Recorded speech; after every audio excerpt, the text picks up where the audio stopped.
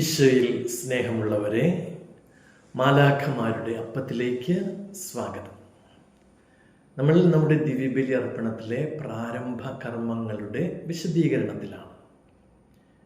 കുരിശടയാളം വരച്ചതിന് ശേഷം പുരോഹിതൻ ദിവ്യബലിക്കായി ഒരുമിച്ച് കൂടിയിരിക്കുന്ന ജനങ്ങളെ അഭിവാദനം ചെയ്യുന്നു. ഈ അഭിവാദനത്തെക്കുറിച്ചാണ് ഇന്ന് നമ്മൾ സംസാരിക്കുക. അപ്പോൾ ദേവാലയത്തിൽ ഒരുമിച്ച് കൂടിയിരിക്കുന്ന ദിവ്യകാരുണ്യ സമൂഹത്തിലെ നമ്മുടെ കർത്താവിൻ്റെ സാന്നിധ്യത്തെ അവരെ അനുസ്മരിപ്പിക്കുകയാണ് ഈ അഭിവാദനത്തിൻ്റെ ലക്ഷ്യം.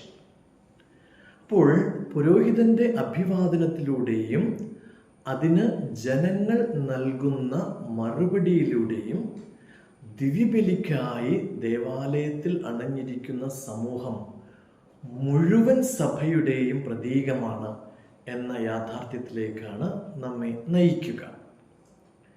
സഭയുടെ ആദ്യകാലം മുതൽ തന്നെ ക്രൈസ്തവർ കണ്ടുമുട്ടുമ്പോഴും ഒരുമിച്ച് കൂടുമ്പോഴുമെല്ലാം വളരെ ക്രിസ്തീയമായ രീതിയിലുള്ള അഭിവാദന രീതികൾ ഉണ്ടായിരുന്നു.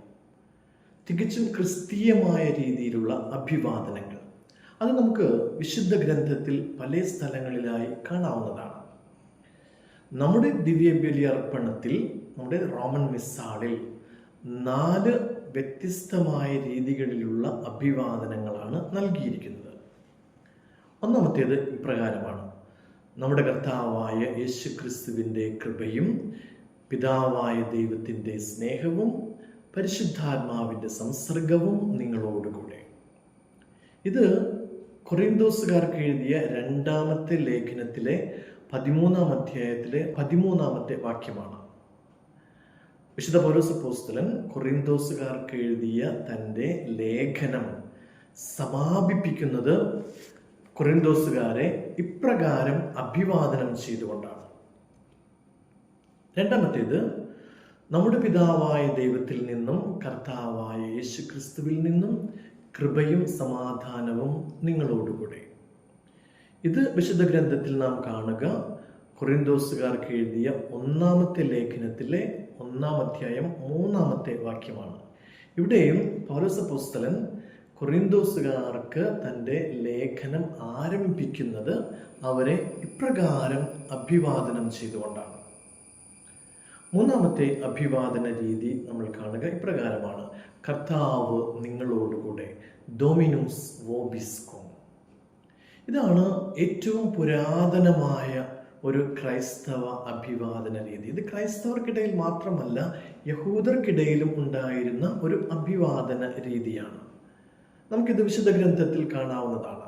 ഗബ്രിയേൽ മാലാഖ പരിശുദ്ധ കന്യകാമറിയത്തെ അഭിവാദനം ചെയ്യുന്നത് ദൈവകൃപ നിറഞ്ഞവളെ സ്വസ്തി, കർത്താവ് നിന്നോടുകൂടെ, ഡോമിനോസ് വോബിസ്കോം എന്ന് പറഞ്ഞുകൊണ്ടാണ്. ലൂക്കായുടെ സുവിശേഷം 1-ാം അധ്യായം 23-ാമത്തെ വാക്യം.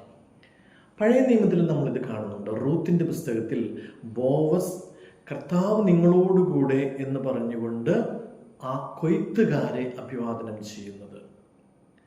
സാമുവേൽ പ്രവാചകന്റെ 1-ാം പുസ്തകം 17-ാം അധ്യായം 37-ാമത്തെ വാക്യത്തിൽ സാവൂൾ ദാവീദിനെ ഗോലിയാത്തിനെതിരായിട്ട് യുദ്ധം ചെയ്യുവാനായിട്ട് അനുഗ്രഹിച്ചയക്കുക ഇപ്രകാരമാണ്: നീ പോവുക, കർത്താവ് നിന്നോടുകൂടെ എന്ന് പറഞ്ഞുകൊണ്ടാണ്.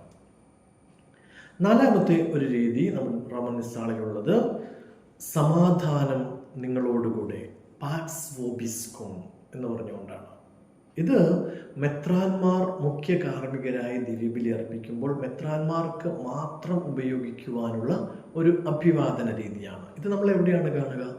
ഉത്ഥാനം ചെയ്ത നമ്മുടെ കർത്താവ് യേശു മിശിഹ എപ്പോഴെല്ലാം തൻ്റെ ശിഷ്യന്മാർക്ക് പ്രത്യക്ഷപ്പെടുന്നുണ്ടോ അപ്പോഴെല്ലാം അവിടുന്ന് അവരെ അഭിവാദനം ചെയ്യുന്നത് സമാധാനം നിങ്ങളോടുകൂടെ എന്ന് പറഞ്ഞുകൊണ്ടാണ്.